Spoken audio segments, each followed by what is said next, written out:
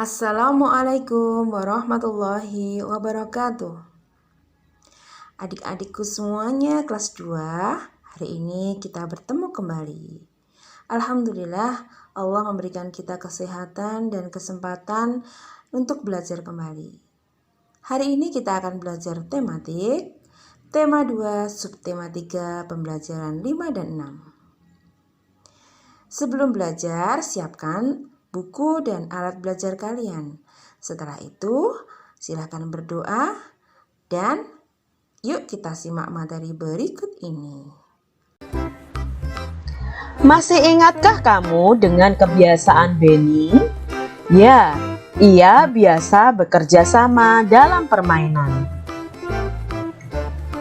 Apa saja yang dilakukan Benny bersama teman-teman? Pernahkah kamu melakukan permainan seperti yang dilakukan Benny di sekolahmu? Nah, di sini Benny sedang bermain sepak bola. Pernahkah kalian bermain sepak bola bersama teman kalian? Pasti pernah ya, apalagi anak-anak yang putra. Nah, pasti suka sekali bermain sepak bola. Bacalah teks percakapan berikut dengan cermat. Apa saja tata tertib dalam bermain sepak bola? Tanya Dayu. Lalu si Benny menjawab, setiap anggota harus mematuhi aturan dalam permainan. Untuk apa? Agar permainan berjalan dengan tertib. Penonton juga harus tertib. Penonton tidak boleh melempar benda-benda di tengah lapangan. Kalau tidak tertib, akan mengganggu proses permainan. Sama seperti tata tertib di sekolah ya. Jika tata tertib tidak dipatuhi, pasti timbul akibat yang kurang baik. Benar, kalau tata tertib di sekolah dijalankan, akan bermanfaat dalam kehidupan kita. Kita akan terlatih untuk hidup lebih disiplin. Selain itu, kita juga terbiasa hidup rapi dan bersih. Kita juga terlatih untuk bertanggung jawab dengan kegiatan yang kita kerjakan, serta membiasakan diri untuk ramah kepada orang lain. Membiasakan hidup tertib memiliki banyak manfaat dalam hidup. Berarti kalau kita tidak mematuhi tata tertib di sekolah akan berakibat kurang baik. Kita pasti akan mendapatkan sanksi. Kalau pertama kali melanggar akan mendapatkan peringatan dahulu. Namun kalau sudah lebih dari sekali akan langsung mendapatkan hukuman. Jika pelanggarannya terlalu parah, orang tua kita akan dipanggil. Nah, dari percakapan ini, kita mengetahui bahwa tata tertib itu ada manfaatnya. Apa manfaatnya adik-adik? Membuat hidup kita lebih disiplin, membuat kita berlatih bertanggung jawab dengan setiap kebiasaan atau pekerjaan kita, membuat hidup kita menjadi teratur. Nah, sedangkan kalau kita melanggar tata tertib itu juga berakibat yang kurang baik. Contohnya kita akan mendapatkan sanksi, hidup kita akan kacau. Nah, makanya adik-adik, jika ada tata tertib, mari kita patuhi bersama-sama. Apa yang kamu ketahui tentang sepak bola? Coba ceritakan apa yang kamu ketahui tentang sepak bola adik-adik. Kemudian bacalah teks berikut. Yuk kita baca. Sepak bola. Benny gemar bermain sepak bola. Satu tim sepak bola terdiri atas 11 orang pemain inti dan beberapa pemain cadangan. Sepak bola bertujuan untuk mencetak gol sebanyak-banyaknya dengan menendang bola ke gawang lawan. Jadi pemain sepak bola itu ada 11 pemain inti dan beberapa pemain cadangan adik-adik. Nah, tujuannya bermain sepak bola ini adalah dengan mencetak gol sebanyak-banyaknya di gawang lawan. Sepak bola dimainkan di lapangan rumput yang berbentuk persegi panjang. Hanya penjaga gawang saja yang berhak menyentuh bola dengan tangan di dalam daerah gawangnya. 10 pemain lainnya diizinkan menggunakan seluruh tubuhnya selain tangan. Nah, di sini ada penjaga gawang yang boleh menyentuh bola. Kalau 10 pemainnya tidak boleh menyentuh bola dengan tangannya, hanya menggunakan kakinya untuk menendang adik-adik. Kecuali nanti kalau ada lemparan masuk, nah itu boleh melempar dengan tangan. Ketika bermain di dalam lapangannya harus menggunakan kaki untuk 10 pemain. Tim yang mencetak gol paling banyak pada akhir pertandingan adalah pemenangnya. Jika hingga waktu berakhir skornya masih imbang, dapat dilakukan undian, perpanjangan waktu, atau adu penalti.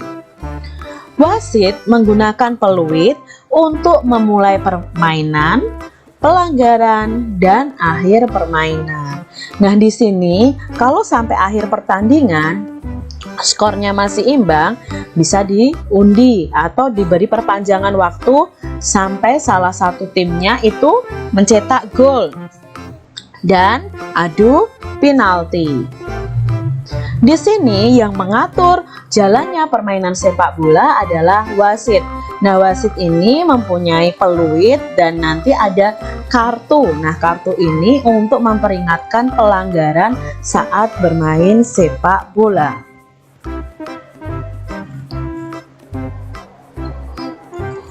Diskusikan dengan temanmu makna kata berikut.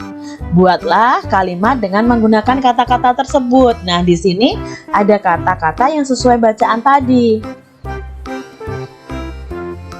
Ada kata tim, inti, gol, gawang, dan penalti. Nah, kita mau cari tahu maknanya satu persatu. Tim itu maknanya kelompok atau regu. Jadi kalian bisa buat kalimat. Satu tim dalam sepak bola ada 11 pemain. Berarti satu kelompok dalam sepak bola itu ada 11 pemain. Lalu ada kata inti. Inti itu artinya paling pokok atau paling penting. Nah, pemain inti dalam sepak bola ada 11. Boleh seperti itu. Lalu gol. Gol itu artinya masuknya bola ke dalam gawang. Coba adik-adik buat kalimat dengan kata gol ya. Lalu gawang. Gawang itu artinya dua tiang yang berpalang sebagai tempat sasaran memasukkan bola. Lalu penalti ada tendangan atau tembakan hukuman karena melanggar peraturan permainan. Nah, ini makna dari kelima kata yang ada. Adik-adik coba buat kalimat dengan kata-kata tersebut. Dalam bermain sepak bola, alat yang dipakai adalah peluit, bola, dan kartu. Ayo amati benda-benda tersebut. Dan kalian bisa sebutkan ciri-ciri dari benda-benda tersebut. Peluit. Nah, di sini Kak Citra punya gambarnya. Coba deh adik-adik sebutkan apa sih ciri-ciri dari peluit ini? Dari warnanya, oh berwarna-warni. Terbuat dari apa? Oh, terbuat dari plastik. Terbuat dari aluminium juga ada. Lalu mempunyai tali, bisa menghasilkan bunyi. Nah, mungkin itu ciri-ciri yang bisa kalian sebutkan. Coba kalian bisa tambahkan lagi ciri-cirinya. Lalu ada bola. Coba sebutkan ciri-ciri bola adik-adik.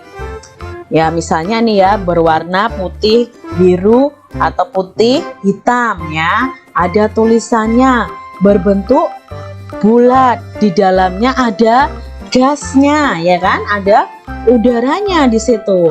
Lalu terbuat dari karet. Mungkin ada juga yang terbuat dari plastik yang biasanya dimainkan oleh anak-anak. Nah, coba kalian sebutkan ciri-ciri yang lain dari bola ini.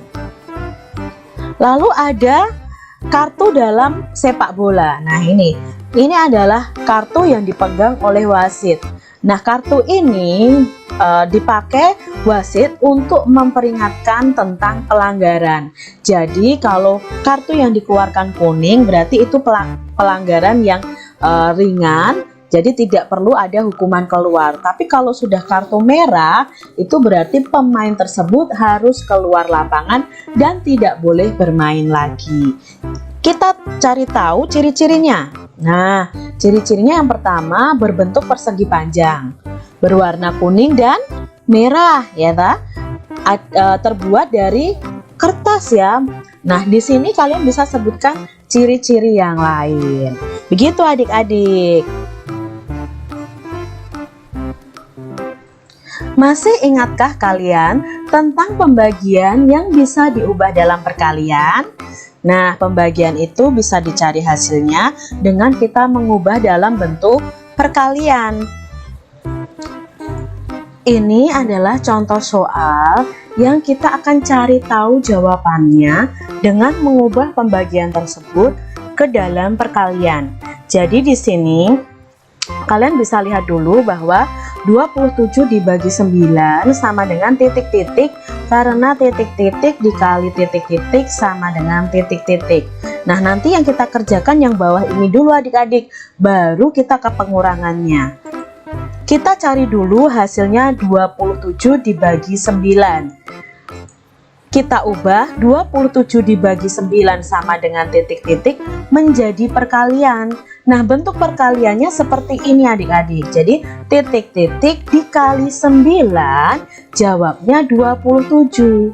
Nah, hasil titik-titik ini nantilah yang kita jadikan hasil dari pembagian 27 dibagi 9. Nah, untuk mencari tahu titik-titik ini kita pakai perkalian. Kita coba dulu 1 dikali 9 itu 9, pasti bukan 1. Kita coba 2. 2 dikali 9 sama dengan ya 18. Oh, ternyata belum 27. Nah, kita cari lagi, kita ubah lagi dari angka 2, kita ubah atau kita coba angka 3. 3 dikali 9 sama dengan ya, 3 dikali 9 sama dengan 27. Oh, ternyata cocok Kak Citra. Berarti hasilnya adalah 3. Kita tulis di sini 27 dibagi 9 sama dengan 3. Karena 3 dikali 9 sama dengan 27.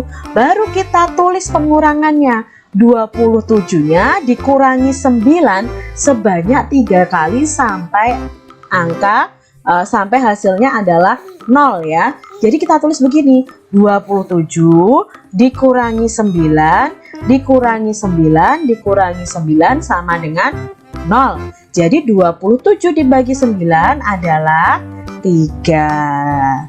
Kita lihat untuk contoh berikutnya. 32 dibagi 8 sama dengan titik-titik, karena titik-titik dikali titik-titik sama dengan titik-titik. Nah, kita cari tahu dulu 32 dibagi 8. Kita ubah 32 dibagi 8 menjadi perkalian. Bagaimana bentuk perkaliannya? Ya, titik-titik dikali 8 sama dengan 32. Lalu kita cari tahu, kalau kita umpamakan 1 pasti tidak 32 karena 1 dikali 8, 8. Kita umpamakan 2. 2 dikali 8, 16, belum 32 Kak. Oke, kita umpamakan diganti angka 3 ya. Kita urutkan saja dari 2 lalu 3. 3 dikali 8, 24. Lalu kita lihat nih di sini hasilnya 24, di sini 32, berarti belum cocok adik-adik. Nah, kita cari tahu, kita umpamakan di sini 4. Nah, 4 dikali 8. Ya, 4 dikali 8, 32. Maka hasilnya adalah 4. 32 dibagi 8 sama dengan 4. Karena 4 dikali 8 sama dengan 32. Lalu kita tulis bentuk pengurangannya. Berarti 32 dikurangi 8-nya sebanyak 4 kali. Jadi seperti ini adik-adik ya, 32 dikurangi 8, dikurangi 8, dikurangi 8, dikurangi 8 sama dengan 0. Begitu adik-adik. Mudah bukan untuk dipahami? Demikian tadi adik-adik materi yang telah kalian saksikan bersama. Semoga dengan menyaksikan tadi kalian tambah ilmunya dan lebih paham lagi. Selamat mengerjakan latihan-latihan. Sampai bertemu di pembelajaran berikutnya. Wassalamualaikum warahmatullahi wabarakatuh.